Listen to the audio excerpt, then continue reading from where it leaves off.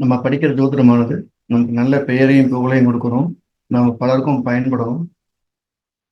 அதுக்காக இந்த ப்ராயரை ஆத்மார்த்தமா பண்ணுவோம். நம்மை பெற்ற பெற்றோர்களை வணங்கிக் கொள்வோம்.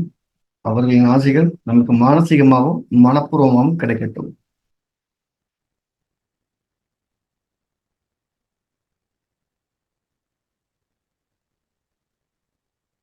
இதுவரை யாரெல்லாம் குருவாக இருந்தார்களோ அத்தனை குருமார்களின் பொற்பாதம் தொட்டு அனைவரையும் வணங்கிக் கொள்வோம். அனைவரின் ஆசைகள் நமக்கு மானசீகமாகவும் மனப்பூர்வமாகவும் கிடைக்கட்டும்.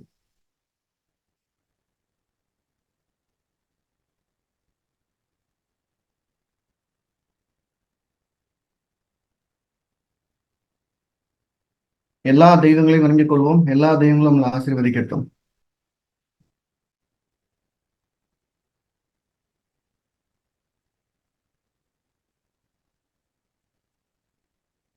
மகா பிதா குரு ஆசிகளுடன் எம்பெருமான் ஸ்ரீ உச்சிஷ்ட மகா கணபதி அனைவருக்கும் நீண்ட ஆயுளையும் நிறைந்த செல்வத்தையும் உயர்ந்த புகழையும் மெய்ஞானத்தையும் பேரறிவையும் பிரபஞ்ச ஞானத்தையும் பெருமையுடன் வழங்கட்டும். அனைவருக்கும் எனது மானசீகமான வாழ்த்துக்கள், மானசீகமான ஆசைகள். ஸோ இன்னைக்கு விநாயகர் சதுர்த்தி. எல்லாருடைய குடும்பத்துக்கும் விநாயகருடைய அனுகிரகம் பரிபூர்ணமா கிடைக்கட்டும். அந்த விநாயகர் எல்லாம் வல்ல எம்பெருமான் உங்க கூடவே இருந்து பயணிக்கட்டும்னு ஆத்மார்த்தமா பிரார்த்தனை பண்ணுவேன். விநாயகர் சதுர்த்தி வாழ்த்துக்கள். கேட்கலாமா? வணக்கம் குருநாதா. வணக்கம் குருநாதா, சொல்லுங்க. முத்துசாமி பாண்டியன், சிறுவில்லிபுத்தூர். தெரிஞ்சது, பேர் உரல கேட்டு கண்டுபிடிச்சிட்டு சொல்லுங்க. Okay okay. 2 கேள்வி இருக்கு குருநாதா. இப்போ லக்னப்படி சுபகிரகங்கள்னு சொல்லி செவ்வாய் சனி எல்லாம் வருது. இயற்கை சுபகிரகங்கள் இருக்குது. இந்த லக்ன சுபகிரகங்களுடைய பார்வைக்கும் இயற்கை சுபகிரகங்களுடைய பார்வைக்கும் என்ன வித்தியாசம்? இயற்கையான சுபகிரகம் இயற்கையான சுபகிரகங்கள் எப்பவுமே டப்புன்னு தீமை செஞ்சிடாது. கெட்ட ஆதிபத்தியம் ஏற்றிருந்தாலும் கூட அவங்க செய்யக்கூடிய தீமையில ஒரு நன்மையும் கலந்தே இருக்கும். அதே நேரத்துல நல்ல ஆதிபத்தியம் பெற்ற செவ்வாயோ சனியோ தசாபுத்தியில மட்டும்தான் நல்லது பண்ணுவாங்க, கோச்சாரத்துல பண்ண மாட்டாங்க. அவங்களுடைய பார்வை எப்படி இருக்கும்? அவங்க எப்பவுமே தீய ஆதிபத்தியம் பெற்ற கிரகம் தீமை தர்ற மாதிரி நல்ல ஆதிபத்தியம் பெற்ற கிரகம் நல்ல பலனை கண்டிப்பா கொடுக்கும். இப்ப கடக லக்னத்துக்கு செவ்வாயுடைய பார்வை, துலா லக்னத்துக்கு சனியுடைய பார்வை நல்லவ செய்யணும்னு எடுத்துக்கலாமா? ஆமா, அவங்க தீமை பண்ணா கூட அதோட தசாபுத்திகளை அதை நன்மை செய்யாம அதோடைய பார்வை மூலியமாவும் நன்மை செய்யாம போகாது. சரிங்க குருநாதா.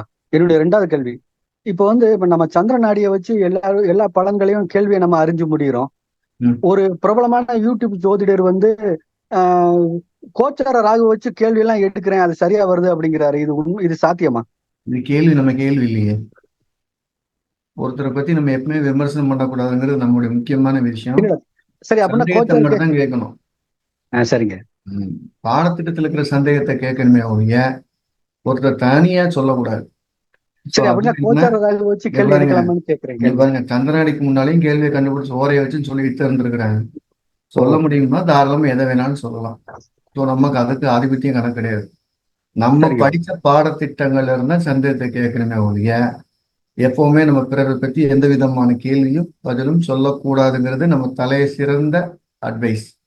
என்னுடைய மாணவர் அப்படின்னா நான் யாரையும் விமர்சனம் பண்ண மாட்டேன், நீங்களும் யாரையும் விமர்சனம் பண்ணி கேட்கக்கூடாது.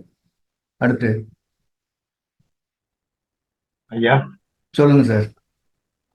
சனி புதன் சேர்க்கை உள்ள நபர்கள் எவ்வளவு நன்மை அடைஞ்சிருந்தாலும் அவங்க மறுபடியும் பூசாம ஏமாத்திட்டு அவங்க பாட்டுக்கு அவங்க வேலையை பாக்குறாங்க. சரி, அது அவங்க இயல்பு. அது அவங்களுக்கு ஒன்றும் பனிஷ்மெண்ட் ஒன்றும் அனுபவிச்சுமே தெரியல. பாருங்க, அவங்களுக்கான பனிஷ்மெண்ட் அவங்களுடைய பிற்காலத்துல அவங்க குழந்தைகளுக்கு போய் சேரும். எல்லா வினைக்கும் எதிர்வினை உண்டுன்னு நீங்க நம்பித்தான் ஆகணும். எல்லாருமே எங்கிட்ட கேட்கற கேள்வி, தீமை செய்யறவன் நல்லா இருக்கான், நல்லது செய்யறவன் கெட்டு போறான்னா அப்படின்னு அர்த்தம் இல்லை. புண்ணியத்தை அவர் செலவழிச்சிட்டு இருக்கிறாரு. அந்த புண்ணியம் முறை செலவானோன்னா அவர் பண்ண தப்புக்கு அவருடைய குழந்தைகளுக்கோ அவருக்கோ பின்னால பனிஷ்மெண்ட் இல்லாம போகாது. எல்லா தீமைக்கும் எதிர்விளைவு கடுமையாத்தான் இருக்கும், பயப்படாம இருங்க. அதாவது பணம் தரணும்னா பழைய மாதிரி எனக்கு எப்பவும் கைட் பண்ணிட்டே இருந்தாதான் பணம் தருவேன் அப்படிங்கிறாங்க. பணத்தை விட அவங்க கிட்ட வர்றதுதான் தொந்தரவு. கேள்வி என்ன அதை மட்டும் சொல்லுவோம். அஸ்ட்ராலஜிக்கெல்லாம் நம்ம பேசுவோம். சனி புதன் சேர்க்கைக்கு தனக்கு லாபம் இருந்தா நெருக்கமா வருவாங்க, இல்லைன்னா வரமாட்டாங்க. அதுங்க என்ன வேணாலும் கேட்கலாம். ஐயா வணக்கம். ஐயா வணக்கம் சார், சொல்லுங்க சார். ஈரோட்ல இருந்து ஐயாவை பேசுறேன். சொல்லுங்க. ஒரு கும்பலக்கணுங்க சார். குரு ரிஷபத்துல, சுக்கிரன் தனுசுல, ம். சூரியன் விருச்சிகத்துல. இப்போ சுக்கிரன் வந்து பரிவர்த்தனையாகி ரிஷபத்துக்கு போகுதுங்க ஐயா.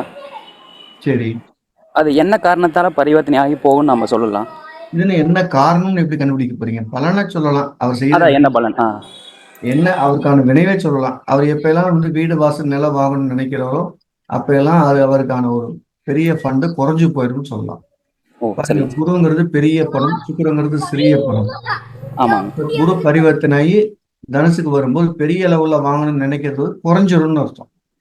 ஓ சரி சரிங்க. அவங்க வந்து குழந்தை காரணத்தால தான் நான் வந்து இன்னொன்னு, அதே நேரத்துல சுக்கிரன் வந்து சூரியனை விட்டு ரொம்ப தூரம் தள்ளி போகுது. கணவன் ஆமா மனைவிக்கான உறவுகள் குறையும். கணவன் இருந்து கொஞ்சம் விலகி இருக்கிற மாதிரி சூழ்நிலை வரும். வரும். சப்போஸ் நீங்க சொன்ன மாதிரி குழந்தைக்காக அவங்க போறோம்னா கூட கணவர் இல்லாத ஒரு அடாப்டட் சைல்டோ இல்ல ஒரு ஐவிஎஃப் அப்படி போற மாதிரி தான் வரும். அந்த அவங்க வந்து நான் சுக்கிரன் குழந்தை மேல எதிர்பார்ப்பு அதிகமா வச்சு ஏமாந்து இந்த மாதிரி போறங்க மாதிரி சொல்றாங்க. நமக்கு அந்த குரு சுக்கிரன் காரத்தூத்து வேற எதுவுமே இல்லை அப்படின்னு தெளிவா இருக்காது. இருந்துச்சுன்னா சரி. ஓ ஓகேங்க சார். இது சரி, இன்னொரு பாருங்க, கேள்விங்க சார். இருங்க, ஒரே கேள்வி. சுக்கிரனை பத்தி அவர் ஆசைப்பட்டாருன்னா குரு கிடைக்கும், குருவை பத்தி ஆசைப்பட்டாருன்னா சுக்கிரன் கிடைக்கும். எதை நினைக்கிறாரோ அதை விட்டுட்டு அடுத்தது கிடைக்கும்னு நினைச்சுக்க. அந்த பரிவர்த்தனை எதிர்பார்த்ததுக்கு அடுத்தது தான் கொடுக்க போகுதுன்னு அர்த்தம். இப்ப சுக்கிரன் குரு பரிவர்த்தனையில சுக்குடைய காரத்தமான வீடு வாசல் வண்டி வாகனம் காசு பணத்தை எதிர்பார்த்தாருன்னா குருவுடைய காரத்தமான குழந்தை இதெல்லாம் ஈஸியா கிடைக்கும். குரு சம்பந்தப்பட்டது கேட்டாருன்னா அது குரு குழந்தை சம்பந்தமா கிடைக்காம பணம் காசு கிடைக்கும், உள்டாவா கிடைக்கும். ஐயா வணக்கம் ஐயா. வணக்கம். கோயம்புத்தூர்ல இருந்து ராதிகா பேசுறேன் சார். இப்போ ஒரு ஜாதகத்துல ராகு வந்து கேது சாரம் பெற்றிருக்கு.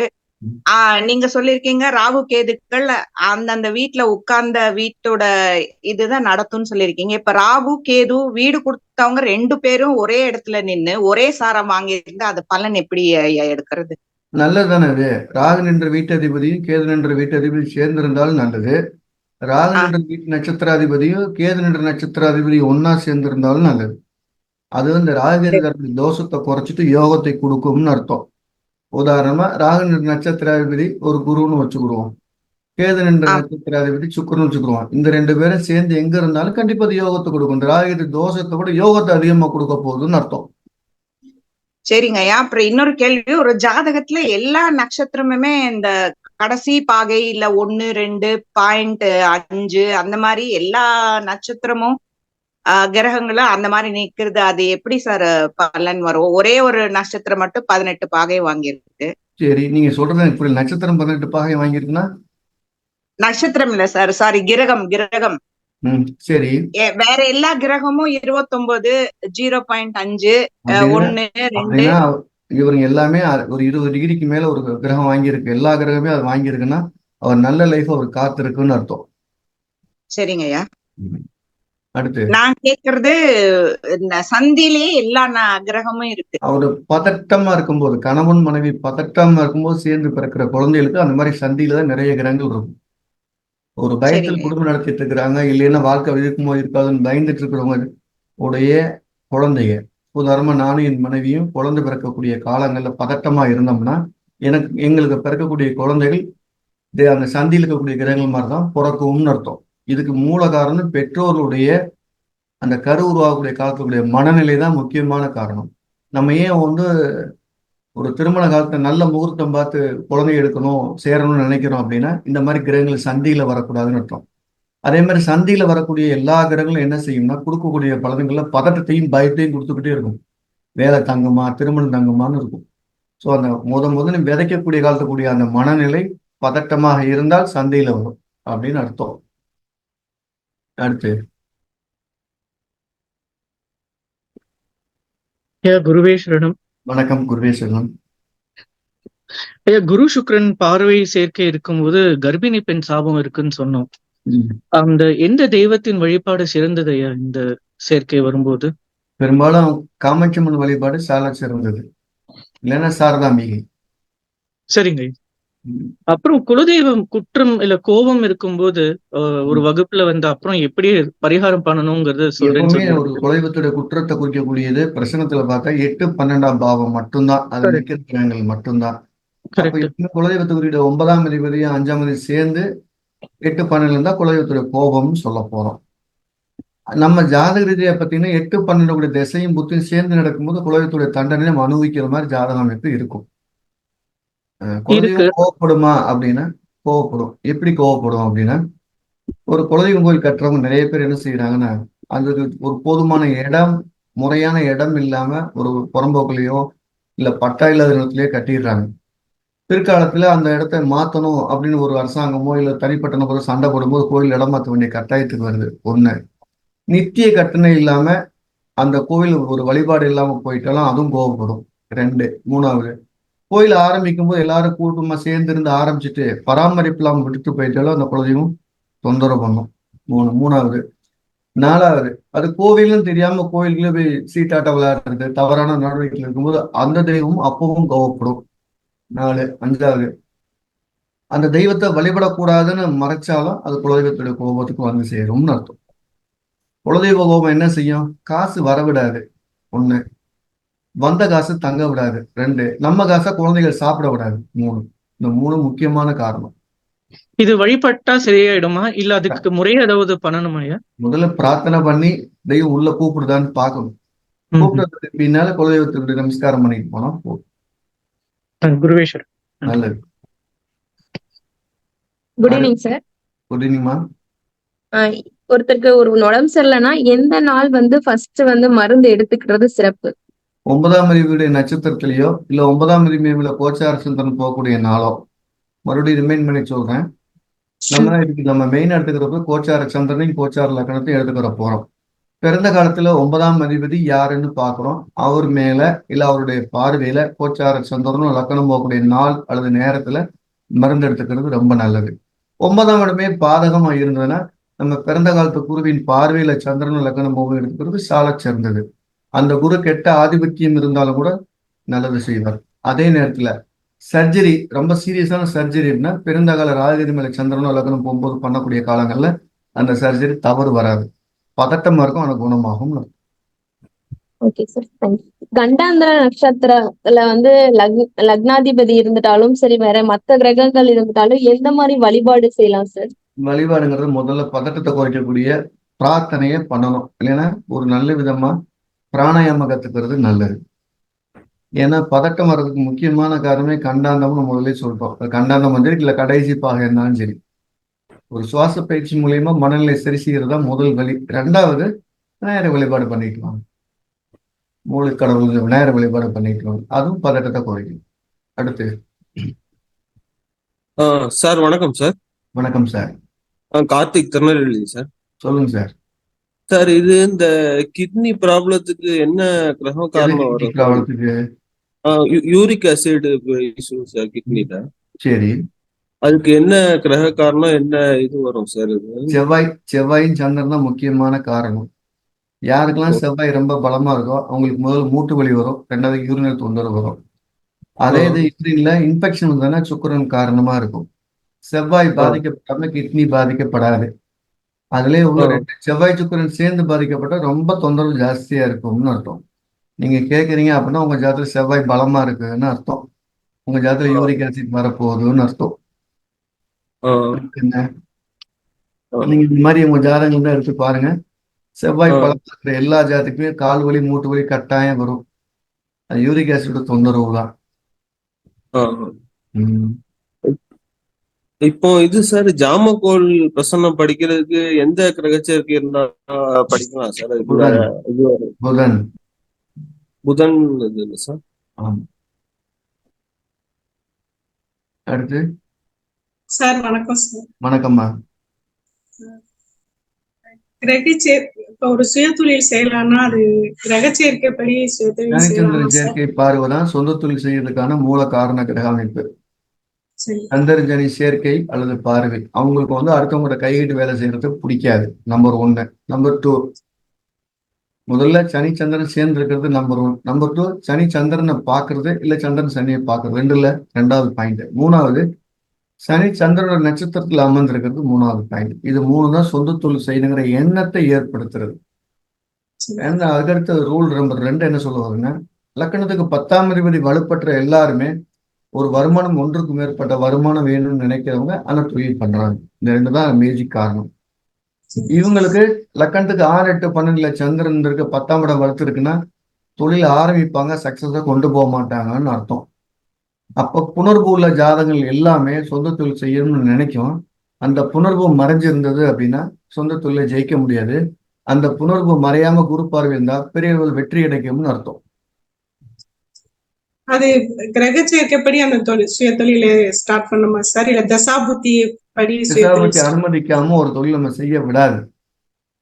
வெறும் ஆசையும் சம்பவத்துக்கு நிறைய வித்தியாசம் இருக்கு. சனிச்சந்திரன் சேர்க்கை ஆசையை கொடுக்கும். அந்த தசாபுத்தி வரும்போது அந்த சம்பவமா நமக்கு பரிமாணம் ஆகும். அடுத்து ஐயா வணக்கம். இப்போ வந்து வாக்கியப்படி வந்து சந்திரன் வந்து அதிக டிகிரி, ஆனா திருக்கணிதப்படி சந்திரன் அவருக்கு வந்து அம்மா மேல வந்து அவ்வளவு பாசம் எல்லாம் கிடையாது. சரி, இது வேற அமைப்புனாலையும் அந்த பலன் நடக்கும். அந்த அப்படியே சொன்னனே, புனர்பூன்னு ஒரு கிரகம் இப்ப இருந்தா தாய் மேல பாசம் இருக்காது.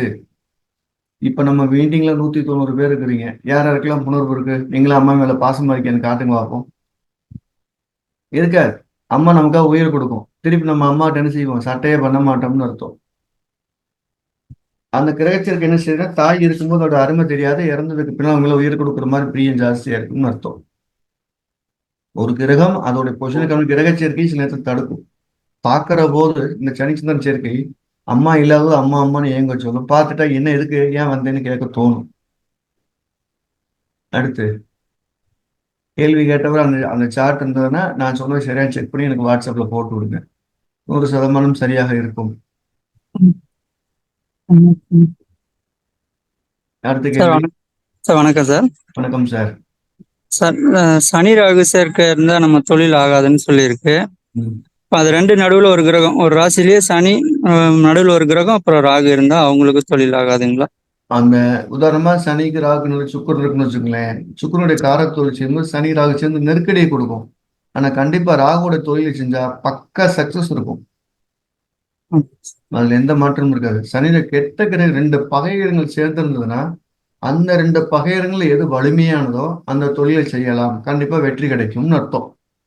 உதாரணமா நீங்க சொன்ன மாதிரி சனிக்கு ராகு நடுவில் சுக்கரன் இருக்காரு அப்படின்னா கார்மெண்ட்ஸ் செய்யலாம், நல்லா பல மின்னக்கூடிய பாலிஸ்டர் கிளாத் பண்ணலாம், அந்த மாதிரிலாம் செய்யலாம். ஐயா, திருமண பொருத்தத்துல லக்னாதிபதி ஒருவருக்கு நீச்சமாக இருந்து அவங்களுக்கு திருமணம் பொருத்தம் இருந்துச்சுன்னா அவங்களுக்கு திருமண பொருத்தம் பண்ணலாமாங்கய்யா? தாராளம் பண்ணலாம். ஓகே, சரி. இன்னொரு குறையோட இணைஞ்சு செல்லும். சரிங்க. ஒரு குறை நிறைய பார்த்தா சண்டை கட்டும். ஓகேங்க, சரிங்க. ஒரு பலவீனமான கிரகம் இன்னொரு பலவீனமான கிரகத்து மேல ஈர்ப்பு இருக்கும்.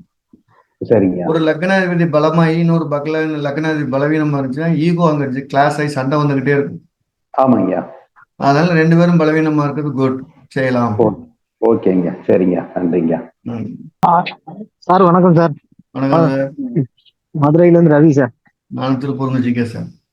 சரி சார், இப்ப தசை நடத்துற கிரகம் வந்து மறைவு ஸ்தானங்கள்ல இருந்து சட்பலத்துல அது கொஞ்சம் மதிப்பெண் கூட இருந்துச்சுன்னா அந்த தசை வேலை செய்யுமா சார்? எப்படி சார்? கண்டிப்பா வேலை செய்யும். நல்லா மறுபடியும் இந்த கேள்வி நல்ல அருமையான கேள்வி கேட்டுக்குங்க. சட்பத்துல அதிக மார்க் வாங்கியிருக்கு, ஆனா அவர் மறைஞ்சிருக்காருன்னா அந்த திசை சந்திர திசைன்னு வச்சுக்கிறோம் உதாரணத்துக்கு. அது 9 வருஷம் 5 மாசம் படாப்படுத்தும். கடைசி 5 மாசம் நல்லது பண்ணும். அந்த 9 வருஷம் 5 மாசம் நீங்க பட்ட கஷ்டத்துக்கு கடைசி 5 மாசம் நல்லது பண்ணும். அந்த 9 வருஷம் 5 மாசம் நீங்க என்னடான்னு மரண வேதனை மாதிரி இருக்கும். அந்த மறைஞ்ச தன்மையும் கொடுக்கும். சட்டம் அதிகமா இருக்குன்னா உங்க வாழ்க்கை ஆதாரத்தையும் எடுத்து கொடுத்துட்டு போயிடும். ஆனா அது கடைசி இதுலதான் எதிர்பார்க்க முடியும். சார் மரணத்தான் சார் முதல்ல கொடுக்கும். சரி சார், சரி, தேங்க்யூ. வலிச்சு நல்லா வலிச்சிட்டு இருக்கும்போது வலிக்காத ஒரு தூக்கு மாதிரி கூட தூங்க வச்சிடும். சரி சார், ஓகே சார், நன்றி சார். நல்லது ஐயா. வணக்கம்ங்க. வணக்கம் சார். சார், அதாவது மேஷ லக்னமோ அல்லது துலா லக்னமோ இவங்க அட்டமாதிபதியா லக்னாதிபதியா வருவாரு. இவர் அவயோகியா இருந்தார் அப்படின்னா அந்த அவயோகி இந்த கேள்விக்கு நான் இது வரைக்கும் 11 முறை பதில் சொல்லியிருக்கேன். இருந்தாலும் மறுபடியும் சொல்றேன். லக்னாதிபதியே அஷ்டமாதிபதியை இருந்தாருன்னா அவருடைய அவமானத்துக்கு அவரே காரணமா இருக்கார். ஒண்ணு. அவயோகியா இருந்தா அந்த அவமானத்தை குழந்தைகளும் தெரிஞ்சு சங்கடப்படுத்துவாங்கன்னு அர்த்தம். அந்த லக்னாதிபதியே அஷ்டமாதிபதியாக அவர் சொன்ன மாதிரி அவயோகியா இருந்தா தசாபதி காலங்கள்ல அவர் செய்யற எல்லா தவறுமே அவர் தெரிஞ்சே செய்யற மாதிரி இருக்கும். செஞ்ச அந்த குடும்பமே சேர்ந்து பாக்குற மாதிரி இருக்கும். எப்பவுமே லக்னாதிபதி 6ஆம் அதிபதியா இருக்கிறது, லக்னாதிபதி அஷ்டமாதிபதியா இருக்குது, லக்னாதிபதிய இப்படிலாம் இருந்துச்சு அப்படின்னாலே அவருடைய தீமைக்கு அவரே காரணம்னு அர்த்தம். ஏன் இவர் சாரம் பெற்ற புத்தினாலும் பிரச்சனை பண்ணாங்களாயா? ஆமா, அதுதான் பரிகாரம். அவங்க எல்லாம் வந்து தீனி போடுவாங்க. நீ செய்யற நான் இருக்குன்னு சொல்லிட்டு தப்பு நடந்த கூட ஒதுங்கிடுவாங்க. இது பரிகாரம் இருக்குங்களா ஐயா? இந்த கோயில் போனோம். இவர் எல்லாத்துக்குமே பரிகாரம் தேடிட்டே இருக்க முடியாது. சரி சரி, அடுத்து. நன்றி ஐயா. வணக்கம் ஐயா. வணக்கம்மா. விநாயகர் சதுர்த்தி வாழ்த்துக்கள் ஐயா. வாழ்த்துக்கள். இப்ப லக்னம் லக்னாதிபதி ரெண்டுமே பாவ கர்த்தாலியில இருந்தா அது எப்படி சார் வேலை செய்யும் அவங்க வாழ்க்கை? முதல்ல பாவகத்திற்கு என்னமா அர்த்தம்? இப்போ ரெண்டு பக்கம் வந்து பாவ கிரகங்கள் இருந்து அந்த வீட்டை நெருக்கிறது. அப்படின்னா என்ன அர்த்தம்னா, 2 கத்திரிக்கோளுக்கு நடுவில் தலையை வச்சிருக்க மாதிரி. லக்னம் இருந்துச்சுன்னா எல்லா காலத்திலயுமே நமக்கு பயம் இருந்துட்டு இருக்கும். லக்னாதிபதி இருந்தானா அதோட தசாபுத்தியில மட்டும் அதே நெருக்கடி இருக்கும்னு அர்த்தம். லக்னம் பாவகத்தில் அமைஞ்சிருச்சுன்னா எந்த தசா புத்தி வந்தாலும் நம்ம நெருக்கடியிலையும் பதட்டத்திலேயே இருப்போம். லக்னாதிபதி இருந்தாலும் அது கிரகமா கவனிங்க, அதோட தசாபுத்தி காலங்கள் மட்டும் இந்த நெருக்கடி நம்மளை பாடாப்படுத்தும். வேறொரு கிரகம் இருந்ததுன்னா 5ஆம் அதிபதி இருந்ததுன்னா குழந்தை பெறும்போது மட்டும் நெருக்கடி இருக்கும். 7ஆம் அதிபதி திருமண காலத்துல மட்டும் நெருக்கடி இருக்கும்னு அர்த்தம். புரிஞ்சுதா? சரி சார். இது குருவே இருந்தா யாரு வேணா இருந்துட்டு போறாங்க. பாவகத்திரி அப்படின்னாலே ஒரு நெருக்கடி நிலையில் கஷ்டப்படுத்துதல் அப்படின்னு அர்த்தம். ஒரு இக்கட்டான சொல்லி சிக்கி கொள்ளுதல் அர்த்தம். ஓ சரி ஐயா, நன்றி ஐயா. வணக்கங்க ஐயா. வணக்கம்மா. இனிய விநாயகர் சதுர்த்தி நல்வாழ்த்துக்கள். விநாயகரை பத்தி கேள்விதாங்க ஐயா. 32 ஃபார்ம் ஆஃப் விநாயகர் இருக்காங்கன்னு சொல்றாங்க. அப்போ நான் இதுல பத்தி தேடுதல்ல இருக்கப்போ ஒரு விநாயகருக்கும் ஒரு நட்சத்திரங்கள் குறி காட்டுதுங்க. இப்போ நம்மளோட ஜென்ம நட்சத்திரத்துக்கு என்னன்னா அந்த ஃபார்ம் ஆஃப் விநாயகர் எடுக்கலாங்களா, இல்ல சில இடத்துல திதி சொல்லியிருக்காங்க? சரிங்க. இதுக்கு இப்போ வந்து என்ன டவுட்னா 108 பாதத்துக்குமே விநாயகர் இருக்கு. ஆமாங்கய்யா. நம்ம நட்சத்திர பாதத்துக்குள்ள விநாயகர் எடுத்து அதுக்கான மந்திரங்கள் மூல மந்திரங்களை காய்கறியா பண்ணி சொல்லிட்டு இருக்கலாம். ஆனா எல்லாத்துக்குமான ஒரே ஒரு மூலம் வருது, கன்னிமூல கணபதிங்கிற மகா கணபதியை கும்பிட்டா போதுமான ஒன்று. சரிங்க. எந்த கணபதியை கும்பிட்டாலும் நமக்கு எழும்ப போற ஒரே ஒரு சக்தி மூலாதாரம் மட்டும்தான். நீங்க மந்திரம் சொல்லி முடிச்ச பிறகு எந்த கணபதியிலும் கும்பிடப்பட்டு நெத்தியும் நெஞ்சும் ஜில்லுன்னு இருந்ததுன்னா நீங்க கணபதியை கும்பிடுறது உண்மை. உடம்பு கிதுக்குதுன்னு ஹீட் ஆகுதுன்னா தவறா எங்கேயோ கும்பிடுறீங்கன்னு அர்த்தம். சரிங்க. அதனால நம்ம ஒரு நட்சத்திரம் பார்த்து தெய்வத்தை கும்பிடணும் அப்படின்னா நம்ம அதோட இல்லற வாழ்க்கையில இருக்க விடாம தள்ளிக்கிட்டு நல்லா ஞாபகம் வச்சுங்க.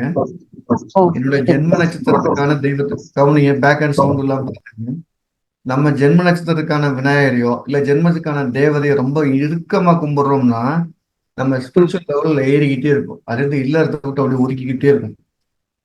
அதனால எந்த ஸ்டேஜ்ல தெய்வத்தை கும்பிடணும் அப்படின்னா, எனக்கு குழந்தை குட்டிலாம் போதும், நான் ஃபேமிலி ஒரு கிளியர் பண்ணிட்டேன், எனக்கு இனி ஒரு ஆன்மீகம் தேவைங்கிற போது ஆன்மீகத்துக்கு டீப்பா வரலாம். எந்த ஒரு ஆன்மீக வழிகாட்டுதலும் குடும்பத்தை பிரிந்து செய்வது தவறு. அதுக்கு அட்வைஸ் என்ன அப்படின்னா, எல்லாத்துக்கு முன்னால ஒரு குறிப்பிட்ட கணபதியை கும்பிடலாம். ரைட். குழந்தையெல்லாம் பெற்று குழந்தைகளை ஒரு வழி பண்ண ஒரு நேரு பண்ண பிறகுட்டு நம்ம அந்த பர்டிகுலர் தேவதையை கும்பிடலாம். இந்த இடைப்பட்ட இல்லற காலங்கள்ல தனிப்பட்ட கணபதி தேவையில்லை. குரு முகமாக எது கணபதி உங்களுக்கு உபதேசம் கிடைக்குதோ அதை சொல்லிட்டு வந்தீங்கன்னா போதும். இன்னும் குறுகிய காலங்கள்ல இந்த வேல்மாறல் ரொம்ப ஃபெமிலியர் ஆகுது. எல்லாரும் வேல்மாறல் பத்தி எப்பவுமே சீசன் மாதிரிங்க. விநாயகர் பால் குடிச்ச வேல்மாறன் அப்படித்தான் ஒண்ணு வரும். அது வந்து கொடுத்துருக்கும். நீங்க அதெல்லாம் ஒண்ணும் கவலைப்பட வேண்டாம்.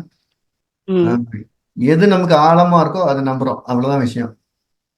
இன்னும் ஒரே ஒரு ஜாதக பத்தி கேள்வி. இப்போ நம்ம அஷ்டவர்க்க பரல்கள்ல லக்னாதிபதியை விட 7ஆம் அதிபதியோட பரல்கள் ஜாஸ்தியா இருக்குங்கிற பட்சத்துல அவங்களோட வாழ்க்கை துணையோ இல்லாட்டி கூட்டாளிகளோ எப்படி அமைவாங்க? அவங்க நீங்க ரெண்டு விஷயம் எடுத்துக்க. ஒண்ணு லக்னாதிபதி 7ஆம் வீடு பரல் அதிகமா இருந்தது அப்படின்னா நம்மோட அவங்க தரமா அமைவாங்கன்னு அர்த்தம். இல்லைன்னு நம்மள திருமணம் பண்ணிட்டு அவங்க தரமா ஆயிடுவாங்கன்னு அர்த்தம். சரிங்க. இவங்க கல்யாணம் பண்ணிட்டு வந்ததுனால அந்த டாமினேட் பண்ணிடுவாங்களா அந்த கூட்டாளியோ துணையாளியோ? அந்த மாதிரி இல்ல. பரல் வந்து பலன்கள் தான் சொல்லு, டாமினேட் சொல்லல. சரிங்க. நன்றிங்க. அடுத்து குருநாதரே வணக்கம். வணக்கம் சார், சொல்லுங்க. குருநாதரே, 6ஆம் அதிபதி திசையில 8ஆம் அதிபதியோட புத்தி வருது. அதுக்கான வழிபாடுகள் எப்படி செஞ்சா நல்லா இருக்கும் குருநாதரே? ரொம்ப ஏற்கனவே தூரமா திருமணம் ஆகி விவாகரத்து ஆயிடுச்சு. ரொம்ப தூரமா போய் தெய்வங்களை கும்பிடுங்க, பக்கத்துல கும்பிடாதீங்க. உதாரணமா நீங்க ஓகே. மேசராசியா இருந்தது அப்படின்னா ஊர் எல்லையில ஒரு கடற்கரை ஓரமாக ரொம்ப தூரத்துல இருக்க தெய்வத்தை போய் கும்பிடுங்க. ஆறு சரி எட்டு குருநாதர். தெய்வங்களுக்கு, 6-8 அதிபதிகளுக்கு, 6-8ல நிக்கிற கிரகங்களோட தசாபதி காலங்கள அருகில் இருக்கிற தேவதையை விட தூரத்துல இருக்க தேவதைகள் அதிக பலனை தரும் அப்படின்னு அர்த்தம். சரி குருநாதர். நல்லது. அடுத்தது மறுமணம் அமையறதுக்கு. ஆளுக்கு ஒரு கேள்வி கேட்டா எல்லாத்துக்கும் பயன்படும்ல. சரி குருநாதர். 25 பேர் இருக்காங்கல்ல. ரைட். அடுத்து சார் வணக்கம் சார். வணக்கம்மா. சார் இப்போ விருச்சிக லக்னம்க்கு பாதகாதிபதி திசையில அட்டமாதிபதி புத்தி வரப்போகுது. இவங்க எந்த விஷயத்துல கேர்ஃபுல்லா இருக்கணும், இல்ல எந்த வழிபாடு பண்ணலாம் சார்? முதல்ல இது நல்லா தெரிஞ்சுங்க, விருச்சிக லக்னத்துக்கு 9ஆம் இடம் பாக்கியமும் இருக்கு, பாரகமும் இருக்கு. ஆமா 8ஆம் சார். இடத்துல தசாபத்திலையும் 8 கூடியவர் 11 கூடியவர் ஆகிறார். உங்ககிட்ட ரொம்ப சிரிச்சு பேசி நயவஞ்சமா இருந்தாலும் கவனமா இருக்கணும். எல்லா உறவுகள்கிட்டயுமே ஒரு செக்யூரிட்டி கூடுதலா போட்டுக்குங்க. ஓகே. இந்த உறவுகளுக்கு நம்ம இவ்வளவுதான் செய்யணும்னு ஒரு லிமிட் வச்சுங்க. இந்த லிமிட்டை எந்த சூழ்நிலையும் கிராஸ் பண்ணிடாதீங்க. ஏன்னா யதார்த்தமான அந்த அதாவது இந்த பாதகாதிபதி அஷ்டமாதிபதி தசாபதி காலங்கள்ல நீங்க யதார்த்தமா பழகக்கூடிய நட்போ இல்ல யதார்த்தமா இருக்கக்கூடிய நல்லவர்களோ நமக்கு கடுமையான காயத்தை தரப்போகிறார்கள்னு அர்த்தம். Okay sir. அவங்க வந்து நான் ஒரு பொருளாதாரத்துக்கு வழி பண்ணி தரேன், இருக்கிற பணத்தை கூடனா ஏமாத்த போறாங்கன்னு அர்த்தம். கூடுதல் புரியுது சார். கவனம் இருக்கணும். இந்த சமயங்கள்ல பார்வதி வழிபாடு நல்லது. பார்வதி வழிபாடு. சரிங்க ஆமா. சார். அடுத்து ஓகே சார். Thank you sir. வணக்கம் சார். வணக்கம் சார். சார் சென்னையில இருந்து சுப்பிரமணி சார். சொல்லுங்க சார். வணக்கம். இப்போ ஒரு ஜாதகருக்கு வந்து யோகி புதனா வர்றாரு, அவயோகி செவ்வாயா வர்றாரு. ம். ஆனா 2 பேரு கிரகங்களும் ஒரு அந்த ஜாதகத்துல அட்டமாதிபதியோட நட்சத்திரத்துல நிக்குது. ம். அப்படிங்கும்போது எப்படி சார் கரணநாதனா, அதாவது யோகி நீங்க பதில இவ்வளவு தூரம் காம்ப்ளிகேட் பண்ணா கண்டிப்பா சொல்ல முடியாது. பிரிச்சு பிரிச்சு பாருங்க. முதல்ல சரிங்க சார். ஒரு ஒரு பிரேஷா பாருங்க. முதல் கொஸ்டின் சொல்லுங்க. யோகி புதன் சார். சரி. யோகி செவ்வாய். இப்போ உங்க கேள்வியில முதல்ல யோகி அவயோகி என்ன செய்யும்னா அதோட தன் தசாபுத்தி காலங்கள் மட்டும் வேலை செய்ய போகுது. யோகி யோகத்தை செய்ய போகுது. 2 பேரும் ஒன்னா சேர்ந்து இருந்தாங்க இல்ல நட்சத்திரத்துல மாறி இருந்தாங்கன்னா யோகத்தை அவயோகி செய்ய விட மாட்டாரு, அவயோகத்தை யோகி செய்ய விட மாட்டார். அடுத்த கொஸ்டின் சொல்லுங்க. இல்ல 2மே அட்டமாதிபதி நட்சத்திரத்துல நிக்கிறதுனால குரு நட்சத்திரம் சார். அப்படிங்கும்போது யோகியே தாராளமா நீங்க கெட்டியா பிடிச்சி வணங்கி வரலாம் அப்படின்னு நம்ம தைரியமா சொல்லலாமான்னு கேக்குறேன் சார். இதுல என்ன டவுட்? அவரே கருணாதரன் இருந்தாலும் இங்க பாருங்க, சிம்பிள் பாருங்க. யோகி யோக தசாபுத்தியில மட்டும் தான் பலன் கொடுக்க போறாரு. கருணாதன் எல்லா கட்சியும் பலன் கொடுக்க போறாரு. நீ வழிபாடு கருணாதன் அவயோகியா இருந்தாலும் அவர் வழிபாட்டுல தவறு செய்ய மாட்டார். சரி சார். சரிங்க சார். அடுத்து. ஓகே. நன்றி சார். நன்றி சார்.